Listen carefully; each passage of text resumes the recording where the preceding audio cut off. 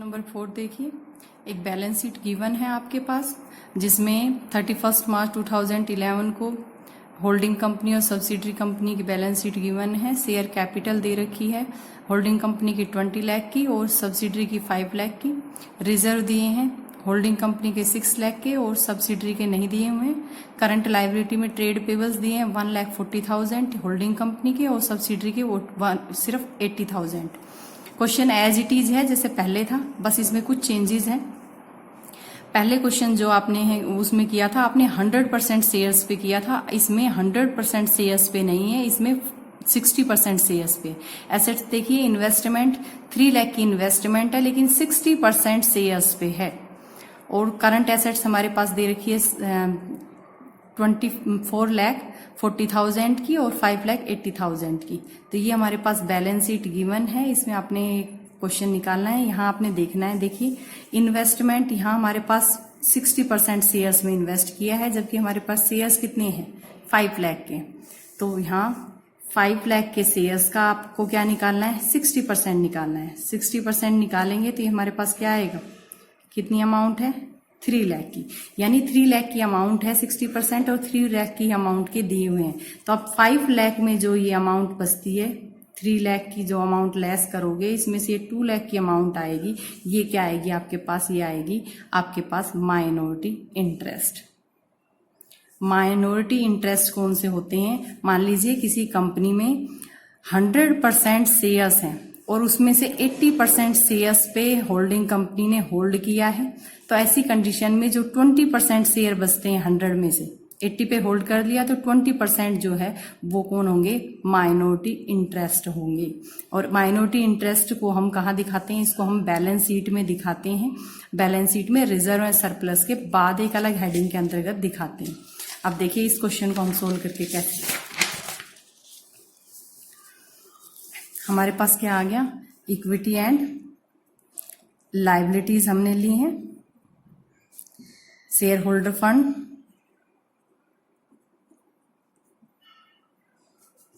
Share capital कितनी है, question हमारे पास सेम है 20 लाख का है। वर्किंग नोट बनाते हैं। वर्किंग नोट में शेयर कैपिटल कितनी है, 2 लाख शेयर्स हैं, 10 रुपीज का एक है यानी 20 लाख। तो ये 20 लाख एज इट इज रहेगा क्योंकि सब्सिडरी कंपनी जो है इसके यहां से 3 लाख की जो अमाउंट है वो हमने कहाँ दे दी है, 3 लाख की अमाउंट हमने इन्वेस्ट कर दी है जिसपे होल्ड किया हुआ है, और जो बची हुई है 2 लाख की उसको हम माइनॉरिटी इंटरेस्ट में यहाँ शो करेंगे। तो यहाँ हमारे पास अमाउंट कितनी 20 लाख की आ गई है। यहाँ हम इसको शो नहीं करेंगे। आगे है रिजर्व एंड सरप्लस। रिजर्व और सरप्लस हमने लिखा है। रिजर्व सरप्लस में हमारे पास कितनी अमाउंट है 6 लाख की है, तो हमने यहाँ अमाउंट लिखी 6 लाख की। तो ये हमारे पास आ गया 26 लाख। अब यहाँ हमने किया था माइनॉरिटी इंटरेस्ट। माइनॉरिटी इंटरेस्ट कितनी थी 5 लाख की अमाउंट थी। 5 लाख की अमाउंट में 60% शेयर्स पे होल्ड किया था। ये अमाउंट आई हमारे पास 3 लाख की। तो 5 लाख में से 3 लाख को हमने लेस किया तो ये हमारे पास आ गई 2 लाख। ये हमारे पास जो अमाउंट आई है ये किसकी आई, माइनॉरिटी इंटरेस्ट की। तो इसको हमने 2 नंबर दिया है। माइनॉरिटी इंटरेस्ट कितनी अमाउंट है 2 लाख की। ठीक है, उसके बाद हमने रिजर्व हो गए। अब ट्रेड पेबल्स हैं। ट्रेड पेबल के लिए हमने 3rd बनाया, ट्रेड पेबल्स होल्डिंग और सब्सिडरी दोनों के लिखिए कितनी कितनी अमाउंट है 140 और 80 लाख। 1,40,000 और 80,000, 2,20,000। तो ये हमने लिखा। करंट लायबिलिटी में ट्रेड पेबल्स 3 हेडिंग डाला यहाँ हमने, और ये हमारे पास टोटल अमाउंट कितनी आ गई ट्रेड पेबल की 2,20,000। इसको हमने यहाँ टोटल कर दिया। उसके बाद एसेट साइड में जाएंगे। एसेट साइड में देखिए इन्वेस्टमेंट ये खत्म हो चुकी है। उधर से 3 लाख की थी, इधर भी 3 लाख खत्म हो गई है। दोनों तरफ से, ठीक है।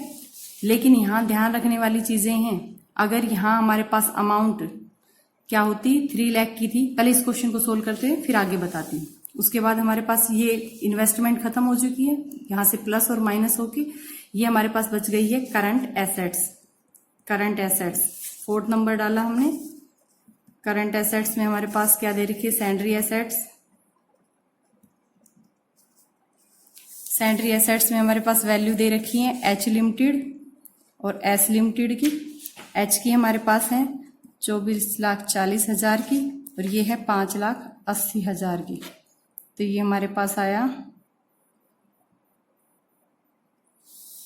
30,20,000 की। तो ये हमने लिखी सैंडरी एसेट्स में, सैंडरी एसेट्स 30,20,000 की। तो ये हमारे पास 30,20,000 और यहाँ हमारे पास क्या है 26, 2 28, 2 30, 30,20,000। दोनों तरफ से बैलेंस हमारा बराबर हो गया। तो ये क्वेश्चन हमने निकाल लिया है। मैक्सिमम क्वेश्चन आपके ऐसे ही हैं।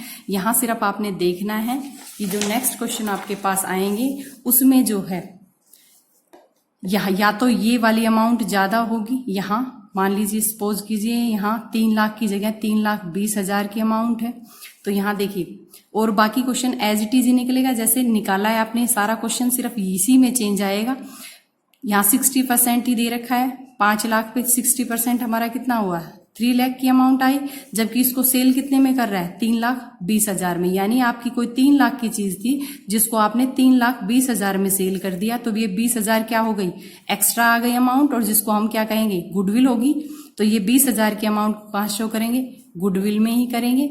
जैसे आपने पहले क्वेश्चन किया था कि इसको हम जब यहाँ आप बैलेंस शीट बना रहे हो, बैलेंस शीट में बैलेंस शीट बनाई है हम, तो नेक्स्ट यहाँ डालते 5 नंबर पे और यहाँ दिखाते इंटेंजिबल एसेट्स में गुडविल दिखाते, यहाँ 20,000 रुपए की ऐड करके दिखाते इसकी।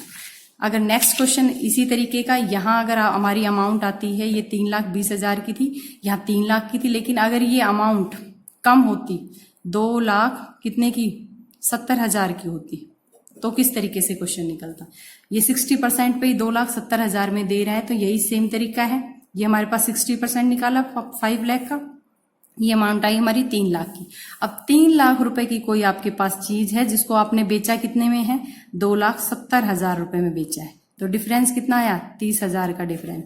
तो ये 30,000 का डिफरेंस कहाँ जाएगा, कैपिटल रिजर्व में चला जाएगा। इसको हम जब कैपिटल रिजर्व बनाएंगे, जब यहाँ हमने कैपिटल रिजर्व निकाला था तो यहाँ 6 लाख के साथ उसको ऐड करके दिखाते, जो अमाउंट आई 30,000 की, इसको ऐड करके यहाँ 6,30,000 करके इस अमाउंट को दिखाते यहाँ। तो इसी तरीके से 3 क्वेश्चन आपके और नेक्स्ट निकल सकते हैं, तो इसको आप निकाल कर देखिए।